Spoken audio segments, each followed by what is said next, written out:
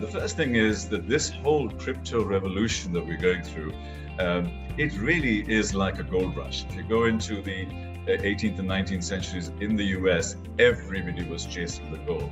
How many got it? Perhaps 1%. It's actually the folks on the side, the pick and axle guys, the jeans and Levi's, those are the guys who made the real money at a sustainable level. So that's something we'll talk about today. We should also talk about the social impact, because what is happening now is that the impact of cryptocurrency can potentially impact societies, individuals. People will make a lot of money, a lot of them will actually lose a lot of money. And that volatility is something that we need to be looking at, because this is like monopoly money and we need to understand value in this whole process. So that's something we'll dig into. We're also looking at a completely new ecosystem. It's a very young ecosystem. The first time Bitcoin came out was 2009. By the time it started getting a little bit more mature, it was 2013, 14. And really, it's the last couple of years when it's just simply taken off. So we need to be able to figure out how this thing is coming together. And now, embedded at the bottom end with blockchain, we are in a key environment where it is genuinely global. So there are no boundaries, everything is overlapping and then moving forward from there. So today we'll talk about Bitcoins. We'll also talk about some other coins that are out there and how many will succeed. Today, Coinbase, I was reading the news, they were saying that over 90% of all the coins that exist today will no longer exist. And even with very minor corrections. So this is one of the key things that came out. Another thing that came out was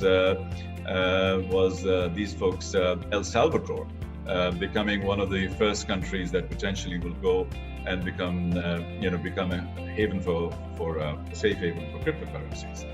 We also will be talking about NFTs and an investment perspective of how people will move forward. The key one that I'd like to end with is the fact that 2.5 billion are unbanked and haven't been reached as part of your context structure that you had. The social impact for something like this could be significant. The tokenization and fractionalization of new products and new economies that can be created around that are very significant. The technologies that are coming in are growing exponentially, and I think that would help us. You know, whenever I talk about any of these sessions, and I always start with the word trust. We need to build trust, and that will happen over time with learning, unlearning, understanding, winning, losing, but we need to build trust over time. And the other one is a little bit of empathy. Empathy for the people who can benefit from this, and we should put in our overall frame and the intent out there in terms of what social impact we can make, how we can help countries, how we can bring people out of poverty and so on.